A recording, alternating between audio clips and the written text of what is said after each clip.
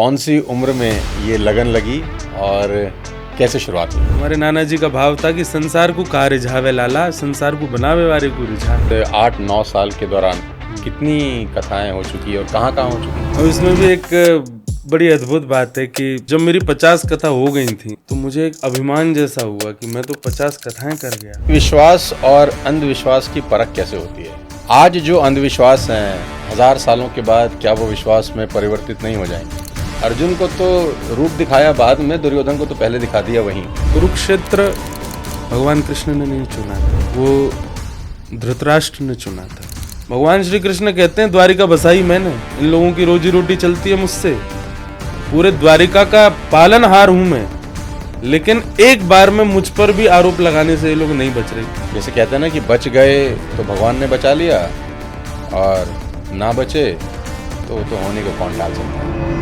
सुचग्रैव न दास्यामि बिना युद्धेन केशव, सुई के नोक के बराबर जमीन में बिना युद्ध के नहीं दूंगा। आपने कहा कि व्यास पीठ पे भी कुछ लोग ऐसा बैठे हैं जो कुछ भी बोल देते हैं। वृंदावन में कहावत है कि कंकड़ ऊपर उछालो नीचे आए तो व्यास के सिर पे ही गिरे, इतने व्यास हैं। ठाकुर जी ने गिरिराज जी धारण कर लिए, सब ब्रजवासियों ने अपनी अपनी छड़ी लगा ली नीचे। तो ठाकुर जी बोले छड़ी काय को लगा रहे हो? लाला छड़ी ना लगाएंगे गिरिराज जी नीचे आ जाएंगे। ऐसे बोले लाला देख, हम यह बात को मान लेंगे कि गिरिराज जी तेने उठाए, हम यह बात को मान लेंगे तेरी उंगली पर टिक रहे हैं, पर तू भगवान है जे ना मान सके हम। तू है सखी बड़ भाग बड़ी, नंदलाल तेरे घर आवत हैं।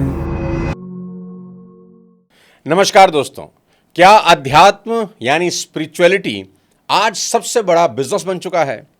क्या आज के अंधविश्वास कल विश्वास में बदल सकते हैं? क्या कथावाचक बनना अब बच्चों का खेल हो गया है कि 2 पोथी पढ़ी और बैठ गए गद्दी पर?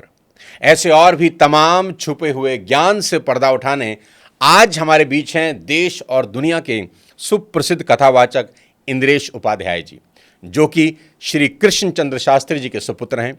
आज महज 28 बरस की उम्र में उन्होंने अध्यात्म का परचम पूरी दुनिया में फहरा दिया है।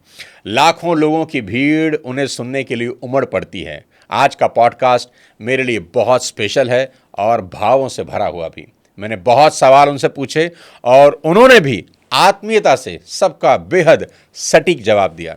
वृंदावन के बाल कृष्ण से लेकर कुरुक्षेत्र तक के विराट स्वरूप भगवान कृष्ण के सफर की इस भक्तिमय चर्चा में कई बार आंख भर आई। उनकी शादी को लेकर भी उनसे खट्टी मीठी बातें हुई। मेरा दावा है कि आज का ये पॉडकास्ट आपको आनंद से भर देगा। आखिरी तक जरूर देखिएगा।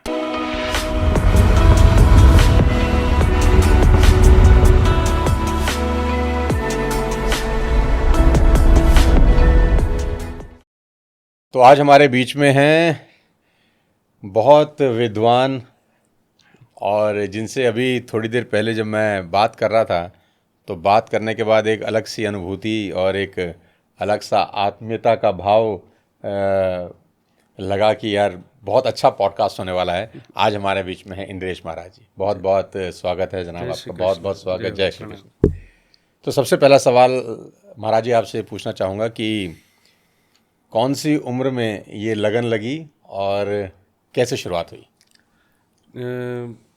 लगन तो लग गई थी लगभग 14 वर्ष की उम्र में, और उस समय गायक बनने की इच्छा थी, संसार को रिझाने की इच्छा थी, लेकिन हमारे पूज्य नाना जी ने एक संकेत ऐसा दिया कि संसार बहुत दुष्कर है, वो प्रेम संबंध निभाना जानता नहीं। आज आपसे रीझ रहा है, कल आपसे बढ़िया कोई प्रस्तुतिकरण करे तो वो उससे रीझेगा, तब आपके प्रस्तुतिकरण को वो भूल जाएंगे।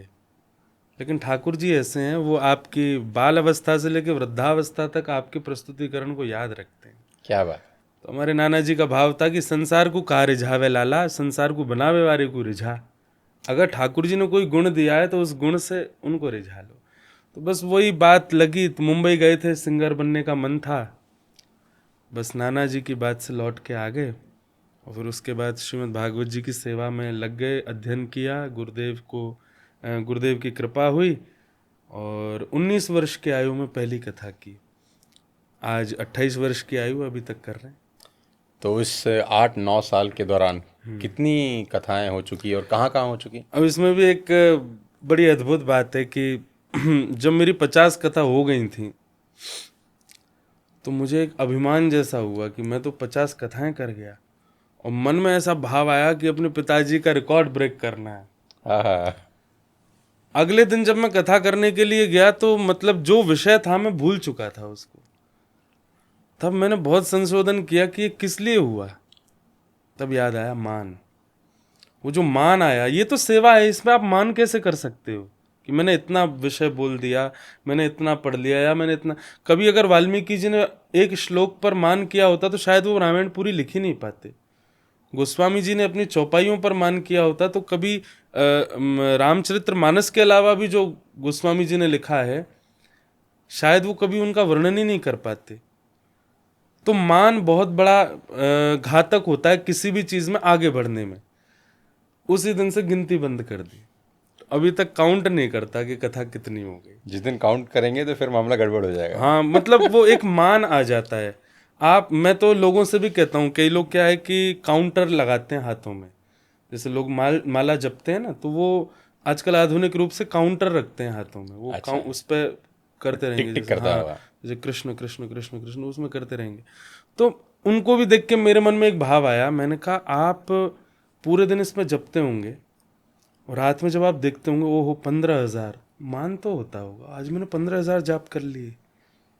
मैंने कहा इससे अच्छा काउंटर लगाओ इस चीज के लिए कि मैंने इसका हृदय दुखाया, क्लिक। मैंने क्रोध किया, क्लिक। क्या मैंने बात है। वाइफ के साथ लड़ाई की, क्लिक। फिर रात को देखो हैं। बच्चों के साथ मैं फिर देखो रात में।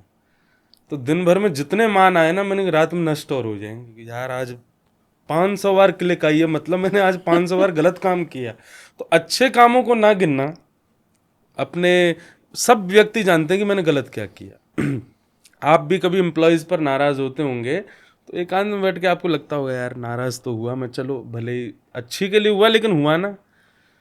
तो रात में जब आप वो देखेंगे अपना ग्राफ, तो नींद आने से पहले आप संशोधन करेंगे अगले दिन उस पर। तो आज 500 है तो कल निश्चित है कि वो 450 होगा, फिर 300 होगा, 200 होगा, धीरे धीरे घटेगा। तो अच्छे काम नहीं गिनने चाहिए। महाराज जी, एक सवाल आपसे पूछना चाहता हूँ आज के इस कार्यक्रम में। मैं बहुत उत्सुक रहता हूँ जब आप जैसे संत लोगों से मेरा बात करने का मुझे मौका मिलता है, तो मैं अपने मन के कुछ सवाल हैं जो मैं आपसे पूछूंगा। मेरा एक छोटा सा सवाल है यूथ के लिए कि 16 साल की उम्र में भगवान कृष्ण छोड़ देते हैं वृंदावन। नहीं, 11 वर्ष 11 वर्ष 11 वर्ष 56 दिन 11 वर्ष 56 दिन की उम्र में छोड़ देते हैं, ठाकुर जी के। फिर लौट के नहीं आते। हाँ, प्रकट लीला में तो, या प्रकट में कुछ और है। प्रकट लीला में लौट कर नहीं आते। इसका कोई कारण है विशेष? हाँ, ठाकुर जी उद्धव जी से कहते हैं कि अगर मैं वृंदावन वापस गया तो फिर मैं कभी नहीं आ पाऊंगा। उस समय तो ठाकुर जी परसों का झांसा दे के चले गए थे कि मैं परसों आ जाऊंगा, क्योंकि ठाकुर जी को आगे लीलाएं करनी थी। महाभारत का युद्ध यह भी एक हम लोगों के लिए ठाकुर जी ने किया, उसमें गीता का ज्ञान देना है। सबसे बड़ी बात थी कि पृथ्वी के भार को हल्का करना। इतने राक्षस हो चुके थे कि उसको ब्रज में बैठे बैठे ऐसे कोमल ब्रजवासियों के बीच में बैठ के ठाकुर जी नहीं करना चाहते थे। उसके लिए ठाकुर जी को त्याग करना था। तो जब उद्धव जी को भगवान भेजते हैं तो भगवान कहते हैं कि मैं अगर दोबारा वृंदावन गया तो मैं वापस नहीं आ पाऊंगा, और कहीं अगर मुझे वापस आना पड़ा तो फिर ब्रजवासी मेरे सामने ही अपने प्राण त्याग देंगे, अब नहीं आने देंगे मुझे। तब तो मैं झांसा दे के आ गया। इसलिए उद्धव को भेजा भगवान ने, उद्धव तुम जाओ। बहुत करुण प्रसंग है, मैं उसमें ज्यादा नहीं जाऊंगा, नहीं तो बहुत भावुक हो जाता है। अप्रकट लीला में वृंदावनम परित्यज्य पादमेकम न गच्छति। अब इसका विस्तार तो मैं कभी और सुनाऊंगा, पर मैं थोड़ा बता दूं कि नंद नंदन कृष्ण यानी कि यशोदा के पुत्र और देवकी नंदन कृष्ण, दोनों में थोड़ा सा अंतर है एक ही। जैसे आपका प्रभाव और स्वभाव दो चीज होंगी। आपका प्रभाव क्या है कि आप सोनू शर्मा हैं, आप जब जाते हैं तो बिजनेस के जितने भी लोग होते हैं वो सब खड़े हो जाते हैं, ये आपका एक प्रभाव है। पर आपका स्वभाव आपके घर में आकर के और उसके अपने लाइमलाइट से अलग जो आपका बहुत अलग विचार है वो स्वभाव अलग है। ऐसे श्री कृष्ण के स्वभाव और प्रभाव दो अलग हैं, लेकिन वो परमात्मा है, वो चाहे तो दोनों स्वभाव प्रभाव के दो रूप धारण कर सकते हैं। तो ठाकुर जी का जो स्वभाव है वो तो वृंदावन में ही रहता है, प्रभाव मथुरा और द्वारिका और आगे की लीलाओं में जाता है। ठाकुर जी का स्वभाव कैसा है कि वो वंशी बजाते हैं, वो प्रेम करते हैं, वो मधुमंगल श्रीदामा के कंधा पे कूद जाते हैं, वो कभी घोड़ा बन जाते हैं, घर घर से माखन चुराते हैं, गोपियों के संग रास बिहार करते हैं, यशोदा मैया के लाला बने रहते हैं। वहां पे कोई भगवान नहीं है ठाकुर जी। डांट भी खाते हैं, पिटाई हाँ, भी डांट खाते भी खाने, उखल में बंद भी जाए, कान भी पकड़ ले, पीछे छड़ी लेके वो भागे। जब हैं। उनको उसमें रस भी आता है। हाँ, यशोदा मैया ने जब उखल से बांध दिया तो विधाता ऊपर घबरा गए, बोले मैया ये क्या हो रहा है? तुम जानती हो ये कौन है? इनके भय के कारण तीनों लोग थर थर कांपते हैं, तुमने इनको उखल में बांध दिया। दुर्वासा जी कह रहा हूं, गर्गाचार्य जी जब भगवान का नामकरण करने आए तो गर्गाचार्य जी ने भगवान की जब जन्म पत्री देखी, वो तो सब स्पष्ट हो गया है तो भगवान है। तो गर्गाचार्य जी जब नामकरण संस्कार करने आए तो गर्गाचार्य जी ने जब ठाकुर जी को देखा, पत्री देखी, वो तो आंख फटी रह गई, मुंह खुला रह गया। और ठाकुर जी घबरा में यशोदा मैया गोद में, ये कहीं यूं नहीं बोल दे मैं भगवान हूं, भेद ना खुल जाए। तो बोलने ही वाले थे नारायण, तुरंत ठाकुर जी ने उनको मौन कर दिया, स्तब्ध कर दिया, उनकी जिह्वा रुक गई वहीं पर ही। और ठाकुर जी गोद में बैठ के इशारा करें, मुझे नहीं। तब अचानक, अब नारायण तो भूल ही गया है, तो यशोदा मैया बोली नारायण क्या, यूं मत बोलियो, यानी पूतना मारी है, घासुर मारो बकासुर, तो ये नारायण है। ठाकुर जी का कान पकड़ लिया बैठे बैठे मैया ने, बोले नारायण होगा दुनिया का, जो मेरो तो लाला है। नहीं नहीं मैया, नारायण नहीं, नारायण समूह गुण ही है, इस बालक में नारायण जैसे गुण हैं, तो कभी कुछ अलग करे तो आप घबराना नहीं है, भगवान नहीं है तो बालक ही। तो ठाकुर जी तो वहां अपने प्रभाव को छुपाते हैं। प्रेम वही जहां प्रभाव छुपाया जाए, हाँ, जहां प्रभाव प्रकट कर दिया जाए वो प्रेम नहीं हो सकता। क्या बात है, बहुत बढ़िया। तो वृंदावन के जो श्री कृष्ण है ना, हाँ, वो स्वभाव वाले हैं, वो प्रभाव वाले नहीं। तो वो कभी नहीं जाते, वो तो आज भी है वृंदावन में, आज भी अनुभव ऐसा अनुभूति होती है कुछ, बहुत लोगों को होती है, जैसे कि बहुत कुछ क्या अनुभव होता है? अनुभूति का मतलब यह है कि श्री कृष्ण प्रत्यक्ष प्रकट हो जाएं, हमारी इतनी क्षमता नहीं कि हम उनको देख लें, इसलिए ठाकुर जी अनुभव ही कराते हैं। अनुभव कैसे कराएंगे? प्रेम अपार हो जाएगा चित्त में। अनुभव कैसे कराएंगे कि फिर किसी में दोष नहीं दिखेंगे, आप जिसको देखोगे उसमें गुण ही दिखेगा। अनुभव कैसा होगा कि कोई करुण बात कर दे, आपके नेत्र अपने आप सजल होने लग जाएंगे। अनुभव कैसा होगा कि निद्रा हो चाहे सुसुप्ति हो, अभी हमारी चिंता प्रधान होती है, उस समय प्रेम ही प्रधान होगा। आप किसी एक सीमित स्थान को देखेंगे तो बहुत देर तक देखने लग जाएंगे, और उसी में ही बहुत कुछ प्रेम का ख्वाब उत्पन्न होने लग जाए। मेरे हिसाब से ये सारे सिम्टम्स ही कृष्ण प्राप्ति है। कृष्ण प्रत्यक्ष प्रकट हो जाएं ये संभव नहीं, ना हमारी योग्यता की हम उनको देख लें। मीराबाई को आप देखो, वो ऐसी थी, राजकीय सब कुछ होने के बाद भी उनको राजकीय चीज आकर्षित नहीं करती थी। किसी साधु महात्मा को देख लेती तो उसको देख करके लगता है कि कितने सब चीज से परे हैं, कितने प्रसन्न है ना, कितने आनंद में रहते हैं, उनके ऊपर कोई दायित्व नहीं है, ये अच्छा जीवन है। मतलब आपका दृष्टिकोण, आपका स्वभाव, आपकी सोचने की क्रिया सब प्रेम युक्त हो जाए तो समझो कृष्ण मिल गए। अभी हम लोग चतुराई से सोचते हैं, अभी हम लोग चतुराई से बैठते हैं, सरल नहीं है ना। हाँ, सरल नहीं, हम लोग सहज नहीं है। कृष्ण मिल गए मतलब सहज हो गए, कृष्ण मिल गए मतलब दीन हो गए। आप अपने आप चतुराई दूर चली जाएगी, भोले हो जाओगे, भोंदू से हो जाओगे, तो समझो कि हाँ लोगों को लगेगा बेवकूफ है ये। हाँ। अब हमारे ब्रज के कई ऐसे संत हैं, जैसे पूज्य श्री प्रेमानंद जी महाराज, सब सुनते हैं उनको। वो प्रकट रूप में जब आप उनको बैठने के लिए जाओगे तो आपको लगेगा कि यार क्या ज्ञान है, क्या अद्भुतता से बोलते हैं, बिल्कुल गर्जना करते हुए बोलते हैं, सामने वाले के चित्त को विदीर्ण कर देते हैं। पर उनके सामने आप कोई ठाकुर जी का छोटा सा भाव कह दो। मैं तो गया था तो मैंने एक पद गाया, बाबा महाराज जी के दोनों नेत्र सजल हो गए। प्रेम कैसा उनके चित्त में, प्रेम अथाह है। तो अथाह प्रेम चित्त में प्रकट हो जाए, समझो कृष्ण मिल गए। तो वो पद कौन सा था? मतलब मैं अपने ठाकुर जी लेके गया था उनके पास, तो बड़े प्रसन्न हो गए थे। तो वो पद ऐसा है कि कोई गोपी ठाकुर जी के पास जाती है, अब वो कथा तो बड़ी है, मैं पद ही सुना देता हूँ।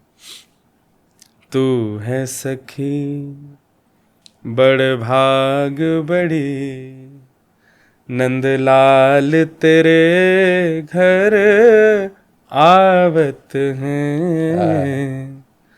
तू अपनों श्रृंगार करत है, ये दर्पण हाथ दिखावत हैं। वाह। तू है सखी बड़ भाग बड़ी, गोपाल तेरे घर आवत हैं। सब कोई इनको यश गावत, पर ये तेरो यश गावत हैं। तू है सखी कुंभन दास, जिनका ये पद है, कुंभन दास लाल गिरधर के। अरे सखी ये तो तेरे ही हाथ बिकावत हैं। इतनो प्रेम करें कि तू कहीं अगर इनको बेके आएगी तो बिकऊ जाएंगे, बिक भी जाएंगे। तो वो पद मैंने महाराज जी को सुनाया, बड़े भावुक हो गए। तो ये प्रमाण है कि कृष्ण मिल गए। क्यों? क्योंकि प्रेम अथाह है। ये प्रमाण है कि कृष्ण मिल गए कि आप दोष नहीं देखते हो। ये प्रमाण है कि आप बड़ी बड़ी गलतियों को भी अब क्षमा कर देते, माफ कर दें। हाँ, ये प्रमाण है कृष्ण प्राप्ति का।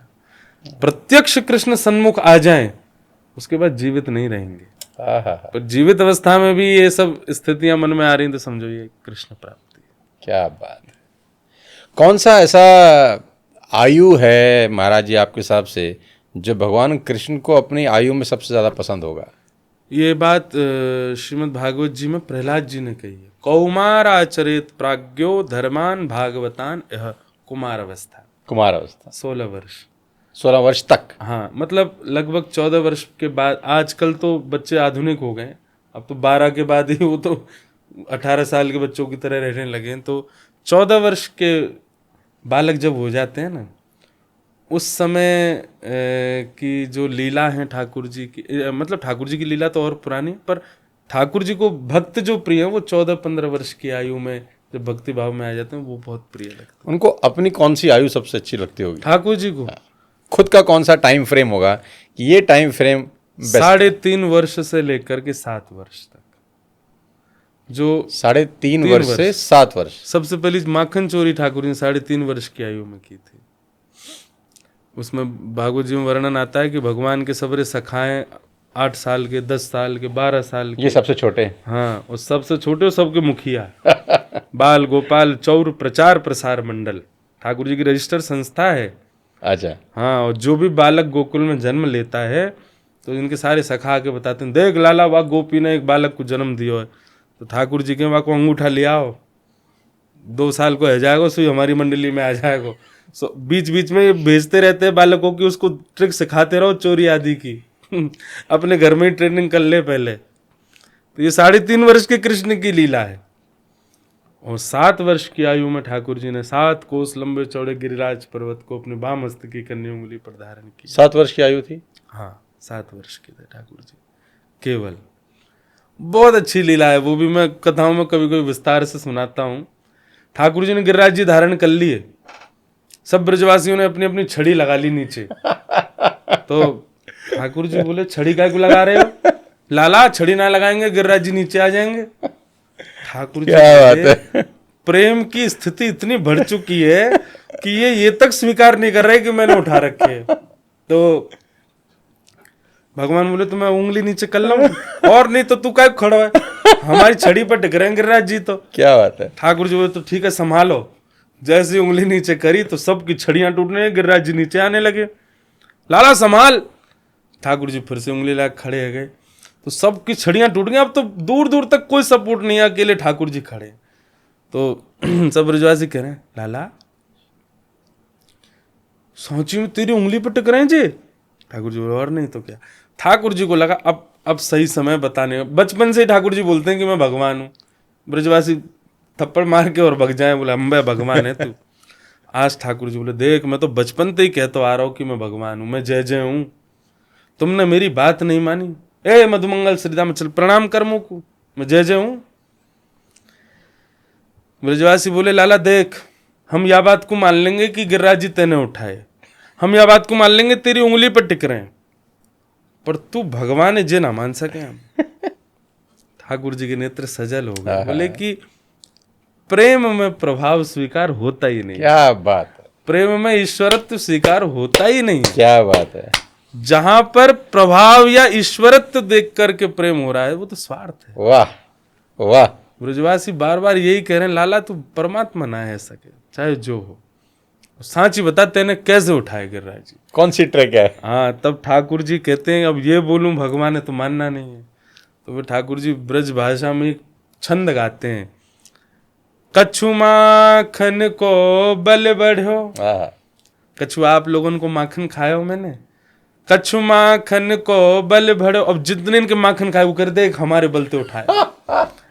कछु गोपन करी सहाय, कछ आप गोप ग्वालन ने सहायता करी। गोप ग्वाल बोले, हमने क्या सहायता करी लाला? बोले, जैसे मैंने गिरिराज जी उठाए आप सब लोग टकटकी लगा के मुंह को देखने लगे, तो आप सबन के नेत्रन से शक्ति मुंह में आ गई। ब्रजवासी इतने में ही बोले, तभी हम कहें कमजोरी क्यों आ गई हम में, लाला जे तो हम तो शक्ति मिली है तो। बहुत बढ़िया। और श्री राधे जू की कृपा सो मैंने गिरिवर लियो उठाए। सब ब्रजवासी बैठ गए, चैन में आगे, बोले हाँ लाला अब नेक्स्ट सांस आई है कि तू भगवान ना है जो हमारे बल से उठाए। क्या, इसीलिए ठाकुर जी को ब्रजवासी बहुत प्रिय। क्या भगवान एक छंद में कहते हैं, ब्रजवासी वल्लभ सदा मेरे जीवन प्राण, ये मेरे प्राण है, इनको ना ही बिसारी हूं, इनको मैं कभी नहीं भूलूंगा। मोहे नंद बाबा की आन, मतलब नंद बाबा की सौगंध खा रहा हूं मैं, इसीलिए जगन्नाथ भगवान दोनों भुजा पसार के खड़े हैं। और मानो अब तो बंद हो गया, पर पहले नियम था, अगर कोई ब्रज से आता था, जगन्नाथ जी है। हाँ अब तो गर्भगृह में प्रवेश बंद कर दिया, पहले नियम था ब्रज का कोई आ जाए उसको सम्मान से लेके जाते और जगन्नाथ जी के गले लगवाते थे प्रतिमा के। हाँ, वो तो सबके लिए पहले अलाउ था, जितने भी लोग जाते हैं जगन्नाथपुरी सबको अलाउ था जाकर के जगन्नाथ जी को गले लगा सकते हैं। पर फिर दो बातें आई कि एक तो जगन्नाथ जी का जो गर्भगृह है वो शालिग्राम विग्रह है पूरा, दूसरी बात मिलेच्छ और कुछ नकारात्मक बुद्धि वाले लोग वो इसका गलत फायदा उठाते थे और दूषित वस्तुओं को पान करके खान करके और दूषित वस्तुओं को ले जाते जेबों में भर के गर्भगृह में फेंक आते थे। इसलिए फिर शंकराचार्य आदियों ने नियम बना दिया कि भाई अब कलयुग में लोग इतने पवित्र नहीं है कि उनको ठाकुर जी, लेकिन वैसे कोई जाता था ब्रिज से तो ठाकुर जी को अंक में गले लगाने का अधिकार था। प्राचीन भारत में 400-500 वर्ष पहले तो जब फोन भी नहीं थे, टैक्स भी नहीं थे, वो भी नहीं था, क्या बोलते, चिट्ठियां भी नहीं थी, तो बताते हैं कि जब सुबह ठाकुर जी का कपाट खोला जाता था तो जगन्नाथ भगवान अपनी ब्रह्म वेदी पे ऐसे झूमते हुए मिलते थे। तो पुजारी जी जाके बोलते, जय जय, आज इतने प्रसन्न कैसे हो आप? ठाकुर जी झूम रहे हैं अपने। तो कहते, बोले ब्रज से कुछ लोग मेरे दर्शन के लिए निकल चुके हैं, उनकी प्रतीक्षा नहीं हो रही है मुझसे, इसलिए मैं झूम रहा हूँ। तो ठाकुर जी की प्रसन्नता से पता चल जाता था कि ब्रज से कोई आ रहा है।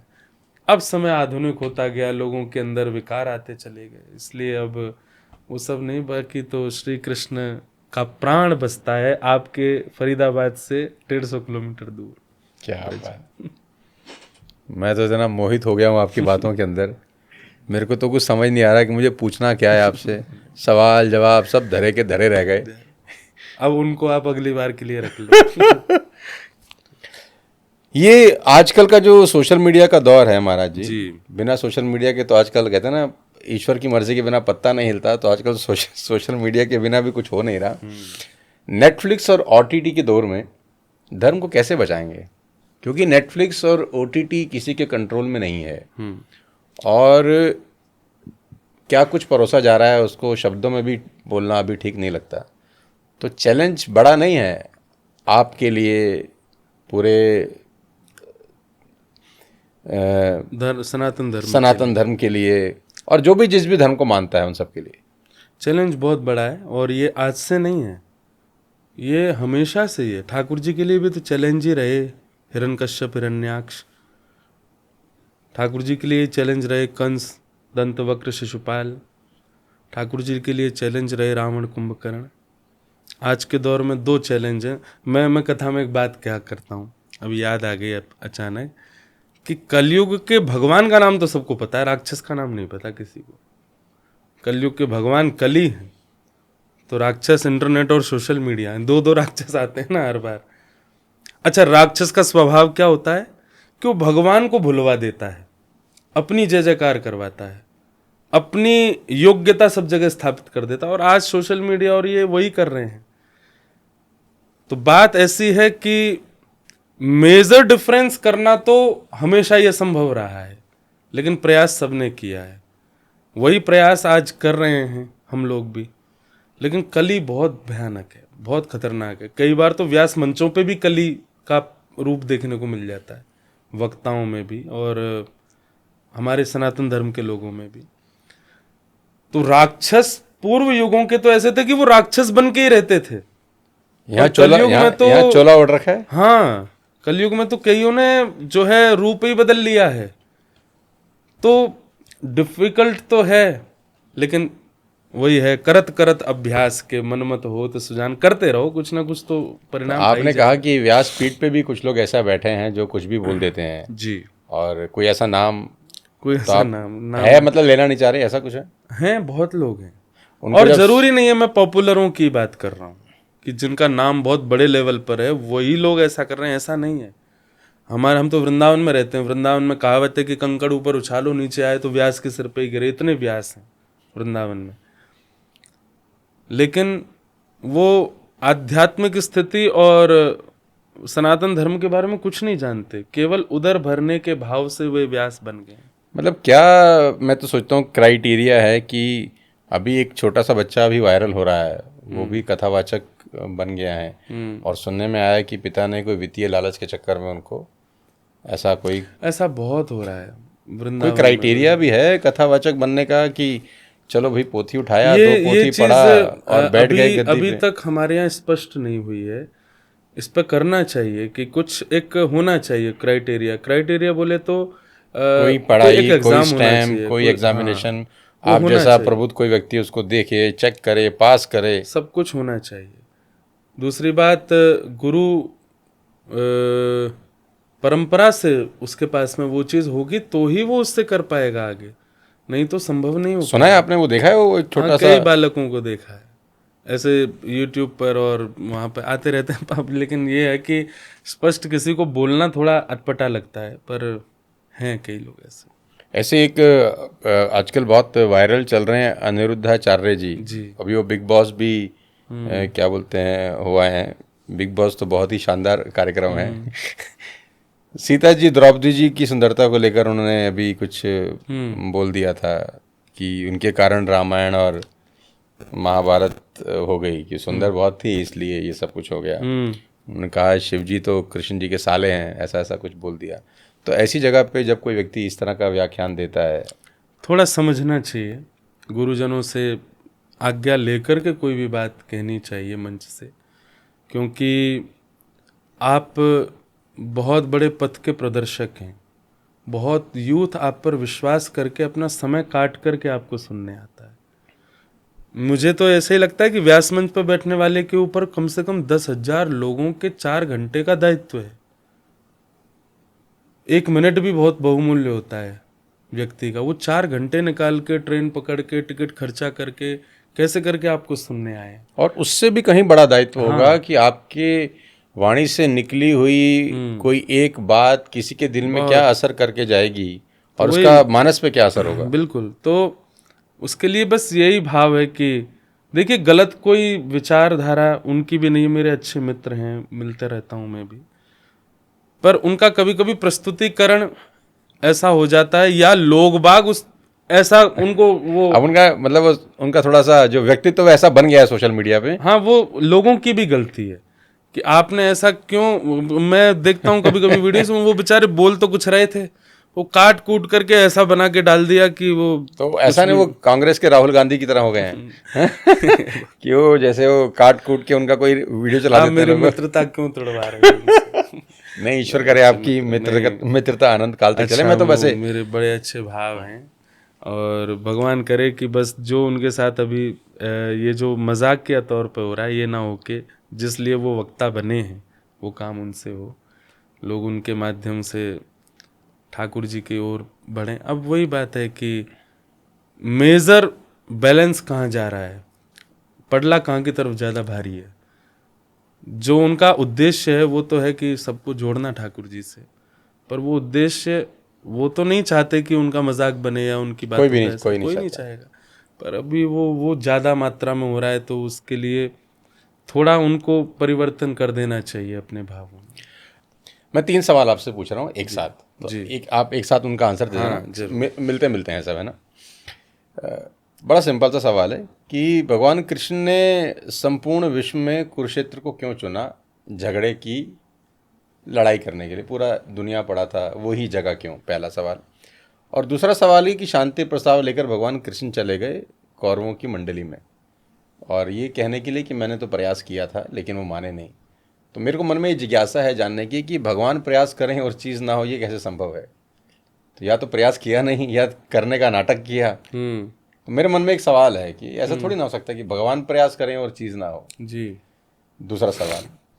तीसरा सवाल इसी में है कि अर्जुन को तो रूप दिखाया बाद में, दुर्योधन को तो पहले दिखा दिया वहीं, फिर भी उसको समझ नहीं आया, इसका कारण? तीनों के उत्तर में दे रहा हूँ। सबसे पहला, कुरुक्षेत्र भगवान कृष्ण ने नहीं चुना था, ठीक, वो धृतराष्ट्र ने चुना था। धृतराष्ट्र की मनसा थी कि कुरुक्षेत्र में ये क्रम होना चाहिए। हाँ, क्योंकि ब्रह्मा जी ने वहाँ यज्ञ किया है, उस क्षेत्र का एक ऐसा प्रभाव है कि वहाँ अब ये बात समझनी पड़ेगी।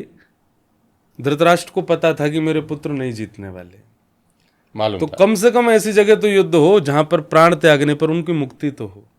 तो कुरुक्षेत्र पावन भूमि है, श्रेष्ठ भूमि है।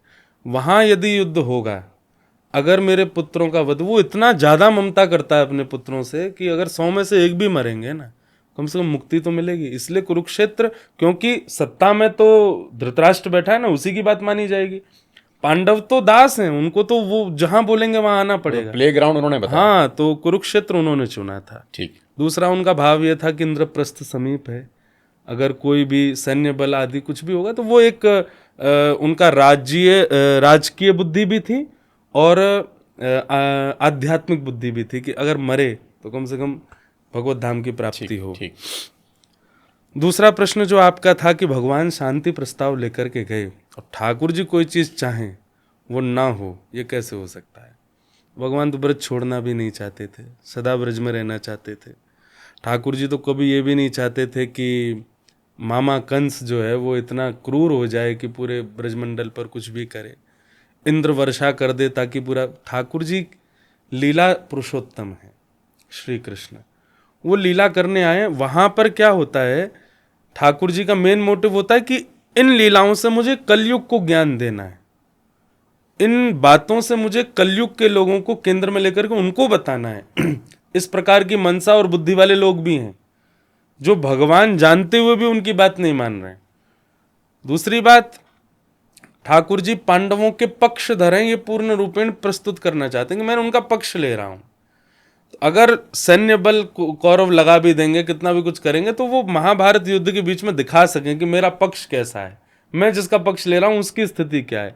तो ये सब प्रस्तुत करने के लिए ठाकुर जी ने शांति प्रस्ताव रखा, लेकिन दुर्योधन ने उसको अस्वीकार कर दिया। अब इसमें ठाकुर जी की इच्छा नहीं चलेगी। ठाकुर जी की इच्छाएं तो बहुत कुछ होती हैं, हर जगह ठाकुर जी का भाव नहीं चलता, क्योंकि कहीं ना कहीं कलयुग को केंद्र में लेकर के अपनी संपूर्ण लीला कर रहे हैं। भगवान को वहां पर वो प्रस्तुत करना। अब एक प्रसंग आता है कि द्वारिका में लोगों ने भगवान के ऊपर आरोप भी लगाया कि इन्होंने मणि चुराई है, समंतक मणि। भगवान श्री कृष्ण कहते हैं द्वारिका बसाई मैंने, इन लोगों की रोजी रोटी चलती है मुझसे, पूरे द्वारिका का पालनहार हूं मैं, लेकिन एक बार में मुझ पर भी आरोप लगाने से ये लोग नहीं बच रहे। क्यों? ठाकुर जी हमको बताना चाह रहे हैं कि ऐसा संसार होगा, तो इसलिए उसके लिए तैयार रहो।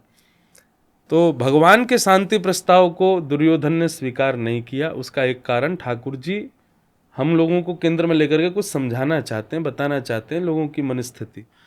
दूसरा कारण दुर्योधन का स्वभाव। दुर्योधन का स्वभाव ऐसा है कि उसके सामने परब्रह्म साक्षात खड़े हैं, लेकिन उससे भी उसके ऊपर कोई असर पड़ने वाला नहीं है। तो ऐसे स्वभाव वाले लोगों के आगे साक्षात परमात्मा प्रकट भी हो जाएंगे तो भी वो अस्वीकार ही करने वाले हैं। तो ये जो सेल्फ ईगो होता है, ये दुर्योधन का स्वभाव है। वो ज्ञानी नहीं है इतना, लेकिन उसके सेल्फ ईगो के आगे वो परमात्मा की बात भी नहीं सुनना चाहिए। जिनके शब्द निकलते ही कानों में अमृत घुल जाता है, उनके शब्द दुर्योधन को समझ नहीं आ रहे। इसीलिए विदुर जी ने त्याग कर दिया कौरवों का। उसी दिन, जिस दिन भगवान शांति प्रस्ताव लेके गए, कौरवों ने स्वीकार नहीं किया, विदुर जी ने त्याग कर दिया कौरवों का कि अब तुमको कोई नहीं बचा सकता, क्योंकि तुमको ठाकुर जी की बात नहीं समझ आ रही है। धनुष बाण धर के और श्री विदुर जी महाराज वन में चले गए थे। पूरे महाभारत युद्ध में विदुर जी नहीं थे। वो उनका लास्ट स्टेज था वहां पर। हाँ, क्योंकि विदुर जी भी बैठे थे वहां पर। तो जब भगवान ने शांति प्रस्ताव रखा तो सीधा स्पष्ट उत्तर दिया, उसने कुछ सुना नहीं। दुर्योधन कहता सुच्चग्रैव न दास्यामि बिना युद्धेन केशव, सुई के नोक के बराबर जमीन भी बिना युद्ध के नहीं दूंगा। भगवान ने सब समझाया, कितने बालक अनाथ होंगे, कितनी माताएं विधवा, लेकिन उसने कुछ नहीं सुना। तब विदुर जी विचार करते हैं कि भगवान कह रहे हैं सामने बैठ करके, ये चल अपना पक्ष कुछ और रख दे, तुम सुन तक नहीं रहे हो उनकी, ऐसे पक्ष में मैं कैसे रह सकता हूं।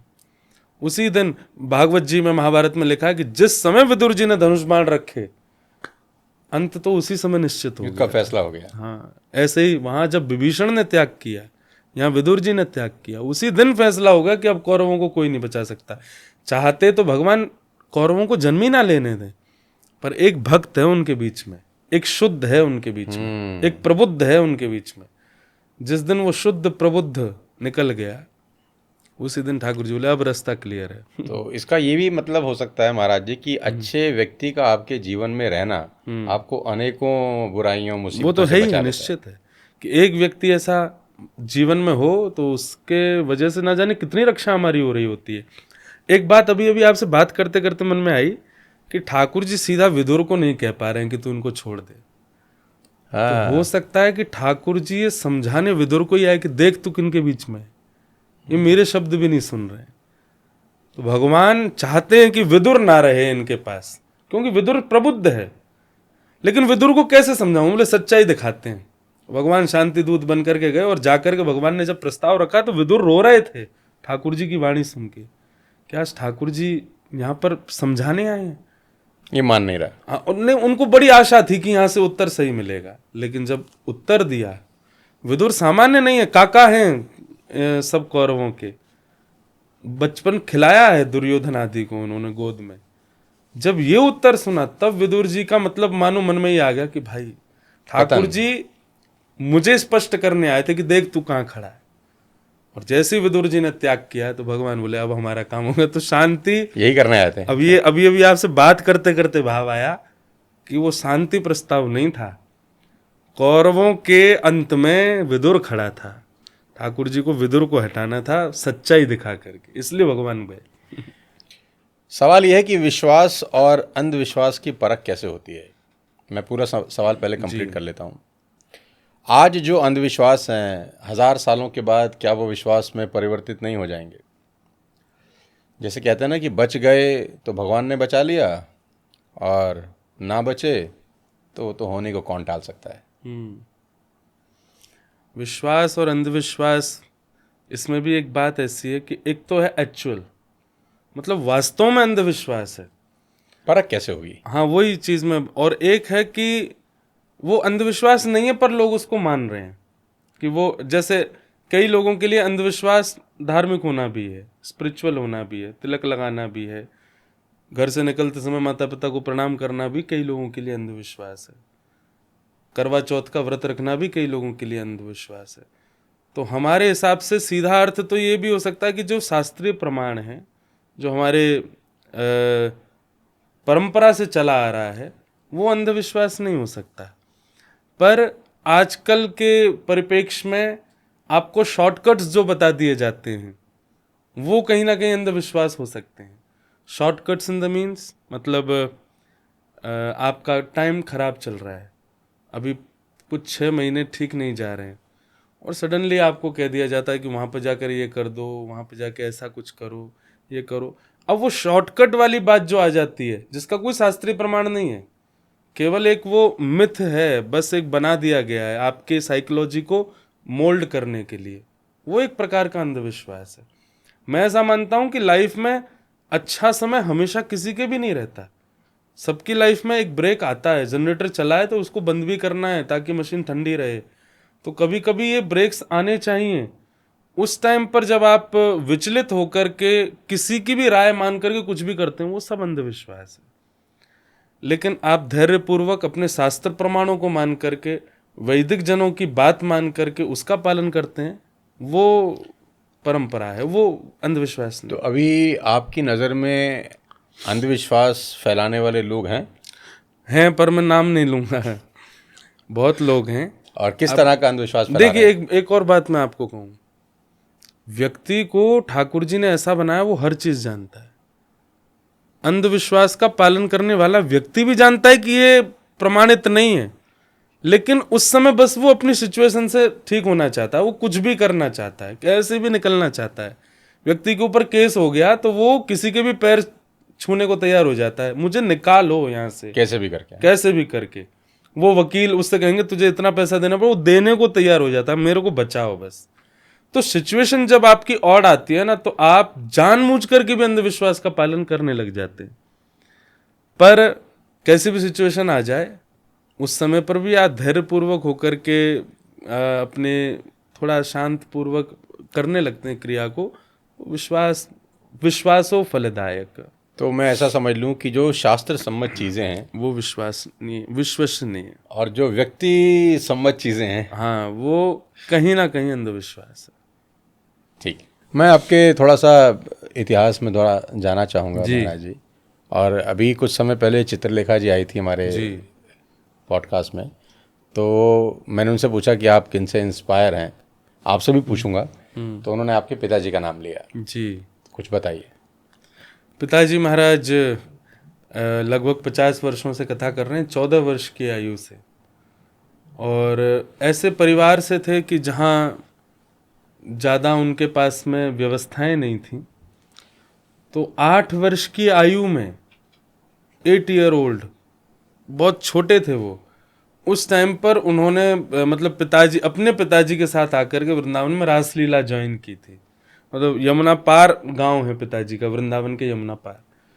तो वृंदावन में रासलीला, पंडित श्री राम स्वरूप शास्त्री जी जो कि राष्ट्रपति पुरस्कृत थे, उनकी रासलीला होती थी, मंचन होता था, उसमें कृष्ण आदि सब बनते थे। उसमें पिताजी ने 8 महीने कृष्ण का रोल किया। पिताजी सुंदर बहुत थे। और दूसरी बात, वो जब गा कर के बोलते थे ना मंच पर, किसी का भी हृदय आकर्षित हो जाता था। तो पूज्य पिताजी महाराज ने जब एक बार कोई एक श्लोक बोला, तो देखने वाले श्रोताओं में एक संत बैठे थे। अच्छा। वो भागवत के बहुत बड़े विद्वान थे। उन्होंने जब वो श्लोक सुना तो नेत्रबंद करके उनको ठाकुर जी का अनुभव हुआ, और ठाकुर जी के रूप में उनको पिताजी दिखे। अब तो वो चलें फिरें सोएं कुछ भी, तो उनको पिताजी दिखे। वो पढ़ाने जाते थे विद्यालय में बच्चों को, तो कृष्ण का जब वर्णन करते थे तो पिताजी का ही अनुभव होता था। उन्होंने मन में विचार किया कि ये बालक आज कृष्ण है, लेकिन 10 साल बाद अगर ये रासलीला में ही रहा तो बड़ा हो जाएगा, फिर इसको कंस बनाएंगे। मेरे नेत्र इसको कंस रूप में कैसे स्वीकार करेंगे, मेरा भाव नहीं कर सकता। तो मैं ऐसा क्या करूं कि ये बालक सदा के लिए मेरे नेत्रों में कृष्ण ही रहे। तब गुरुजी ने, उन्होंने, संत ने मन बनाया कि इनको मैं पढ़ाऊं और पढ़ा करके विद्वान बनाऊं, और विद्वान बना करके भागवत को एक अप्रतिम भागवत का वक्ता प्रदान करूं भारत को। तब पिताजी, जो वो संत थे पिताजी महाराज के गुरुदेव, अनंत श्री विभूषित श्री रामानुज प्रपन्नाचार्य गुरु जी, उन्होंने रासलीला के सब लोगों से कहा कि बालक मुझे दो। तो बोले इनके पिताजी से परमिशन लो। पिताजी को 60 रुपया महीना कुछ मिलता था, उससे घर चलता था 8 वर्ष की आयु में। तो दादाजी हमारे बोले कि हमारे तो कर्जे बहुत हैं, कैसे होगा, बालक से तो चल रहा है हमारा। तो गुरुजी ने कहा मुझे जो भी दान दक्षिणा मिलती है उससे मैं आप लोगों को दूंगा, लेकिन इस बालक को मुझे दो, पर शर्त ये होनी चाहिए 4 साल कोई झांकने नहीं आएगा, मैं जैसे चाहे पढ़ाऊँ मैं पढ़ाऊँगा।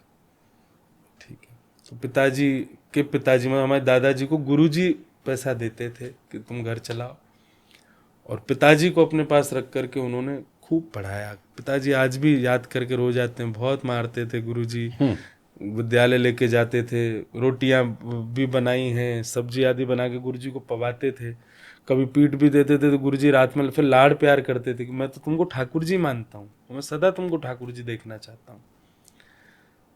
इस प्रकार 4-5 वर्ष अध्ययन करा करके पिताजी को उन्होंने तैयार किया और फिर पहली कथा के लिए मुंबई भेजा। ऐसे एक मंदिर में जाके पिताजी ने कहा हमसे कथा कहनी आती है, हमसे सुन लो। 14 वर्ष के थे, तो एक बूढ़ी माता जी उन्हें अच्छा बैठ के सुनाओ। पिताजी ने वहाँ कथा सुनाई। उन्हीं में कोई हैदराबाद के परिवार बैठ के सुन रहे थे, 5-10 लोगों में। उन्होंने कहा बालक अच्छी कथा करता है, हमारे घर पर करोगे? बोले कर देंगे। तो वहाँ सिलसिला शुरू हो वहाँ गया। से हैदराबाद गए, फिर वहाँ से तो वृंदावन आके प्रवचन। तो पिताजी का क्या था कि वो उनकी शैली आज भी ऐसी है कि आप बंध जाओगे, उससे वो चलता चला गया। और आज एक भागवत के उभरते, मतलब हमारे क्षेत्र में तो उनको साक्षात भागवत भास्कर की उपाधि दी है। भास्कर माने सूर्य, बोले संपूर्ण भागवत उनको कंठस्थ है। महाराज जी, आपके पिताजी को छोड़कर आपकी नज़र में आज भारत का सबसे अच्छा कथावाचक कौन है? ऐसे कोई एक आध नहीं है, मेरे लिए तो बहुत सारे हैं, कोई 2-3 नाम बता दीजिए। पर जैसे पूज्य श्री मुरारी बापू, दूसरा जिनका जिक्र हम थोड़ी देर पहले कर रहे थे राजेश्वरानंद श्री राजेश्वरानंद जी, और तीसरा मलुपीठाधीश्वर स्वामी श्री राजेंद्र दास जी महाराज, बहुत अच्छी कथा कहते हैं। मेरे वो गायत्री गुरु हैं, मेरा जन्म संस्कार उन्होंने ही किया। अच्छा, बहुत अच्छी कथा सुनाते। तो मतलब अगर आपको वास्तविक श्रवण करना है, कोई बाहर की चर्चा नहीं, तो आपको मलुपीठ वाले महाराज जी को सुनना चाहिए, बहुत अच्छी कथा सुनाते हैं। अभी हैं? हाँ, अभी हमारे यहाँ कथा है उनकी दिसंबर में। अच्छा, मैंने ये भी सुना है कि अभी जब बात हो रहा था कि आप और आपके पिताजी बैठ के कोई कथा कराते हैं और आता कोई और है बाहर से करने के लिए। तो वो पिताजी महाराज के जो गुरुजी जिनकी मैं उनका वार्षिक उत्सव होता है, उस उत्सव में हम लोग कथा कराते हैं। फिर हम श्रोता बन जाते हैं। हाँ, मैं और पिताजी यजमान बन के सुनते हैं, और उससे हमको वह भी पता चलता है कि हम साल भर जिन जिन के घर और परिवारों में गए हैं उन पे क्या बीतती है क्योंकि वहाँ हम यजमान होते हैं, तो सारी व्यवस्था हमको करनी होती है, सब कुछ। तो वो एक कथा कहने में बहुत सुख मिलता है, पर सुनने में उससे लाख गुना ज़्यादा सुख मिलता है। मैं तो खो गया आपके उत्तर के अंदर इतनी बुरी तरह से, न सुध है, न सवाल हैं, न जवाब हैं, कागज धरा का धरा रह गया, जो लिख के लाया था वो सब विस्मृत हो गया, तो मेरे पास तो कोई सवाल रहा नहीं। जी। मैं एक बात ज़रूर आपसे करना चाहूँगा कि मैं कोई हमारे ऑडियंस के लिए, या जो लोग आपको इतना प्यार मोहब्बत सुनते हैं, कोई एक अच्छा सा भजन आप सुना दें, क्योंकि आपकी आवाज़ सुन के इतना मधुर फीलिंग आ रही थी, यहाँ बैठे बैठे मन कर रहा था कि आप गाते जाएं, मैं सुनता जाऊं, आपकी फ्लाइट है मिस हो जाए।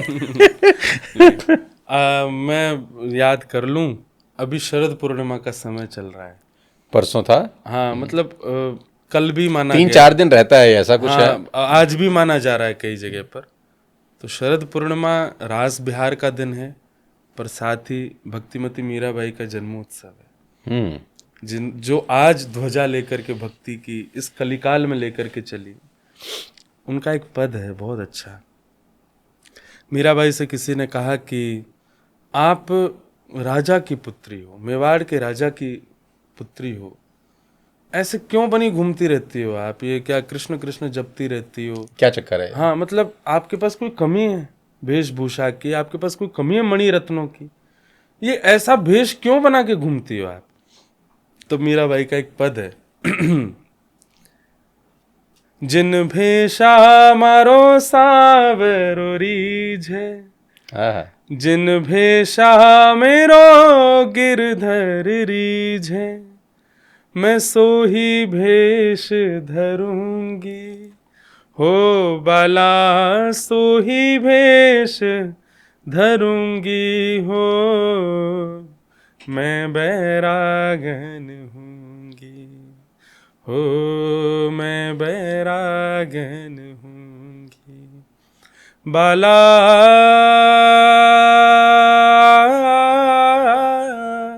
वाह, मैं बैरागन हूँगी हूँगी, मैं बैरागन हूँगी। अति उत्तम। महाराज जी, आखिरी में मैं हमारे ऑडियंस के लिए और सब युवाओं के लिए कोई 2-3 संदेश आपकी तरफ से इस युवावस्था में, 18 साल, 19 साल, 20 साल की उम्र, भटकाव की उम्र, सोशल मीडिया की चकाचौंध, जल्दी कामयाब होने की सनक गलत रास्तों पर भी ले जाती है। आपकी कथाओं में बहुत लोग आते होंगे, आप अपनी तरफ से उपदेश करते ही हैं। कोई 2-3 चीज़ें जो करनी चाहिए और 2-3 चीज़ें जो नहीं करनी चाहिए। सबसे ज़्यादा तो आज के बच्चों को बस ये कहूँ कि लाइफ 100 वर्ष की नहीं है, 80 वर्ष की नहीं है, 60 वर्ष की नहीं है, एक क्षण की है बस। हमें नहीं पता कि अगला क्षण भी हमारे पास है कि नहीं। ऐसा कुछ मत करो कि आपको रिग्रेट हो कि ये मेरे पास टाइम था, बल था, सब कुछ था और मैंने केवल कुछ चंद खुशियों के लिए मैंने ऐसा किया। वो उचित नहीं है। दूसरी बात, माता पिता और घर के बड़े सदस्य साक्षात परमात्मा हैं। अगर भगवान की कथा ना भी सुनो, सत्संग, मैं एक बार कथा में कहा करता हूँ, सत्संग ना करो चलेगा पर कुसंग मत करो। कुसंग ना करना सबसे बड़ा सत्संग है। क्या बात है। तो कुसंगता से बचो, माता पिता की बात मानो। और जो मैं बात लगभग सब जगह बोलता हूँ, भगवान श्री कृष्ण गीता में कहते हैं, असोच्यान्नन्व सोचस्तुम। तुम जिस चीज को सोच करके बहुत चिंता कर रहे हो वो सोचने का विषय ही नहीं। आहा। गांधी जी कहते हैं कि मैं जब जब चिंता में आता था तो मैं गीता खोलता था, हर बार यही श्लोक आता था मेरे आगे, असोच्यान्नन्व सोचस्तुम। तो जब भी आप कभी टेंशन में जाते हैं, अपना नाम लेकर के इस श्लोक को बोला करो, इंद्रेश असोच्यान्नन्व सोच। तू जिस चीज को सोच के इतना टेंशन ले रहा है वो सोचने का विषय ही नहीं है, निकल चला। क्षीण बात है बहुत, वो विचार का काम ही नहीं है उसमें, निकल पड़ो तुरंत उस चीज से। भगवान ये बात बार बार अर्जुन को बोलते हैं, जिस चीज को सोच करके तू रुक गया है, जिस चीज को सोच करके तू थम गया है, जिस चीज को रोज सोच करके तू रो रहा है, चिंता कर रहा है, वो सोचने का विषय ही नहीं है अर्जुन, निकल आ गया। विषय और बड़े हैं। हाँ असोच्यान्नन्व सोच। क्या बात।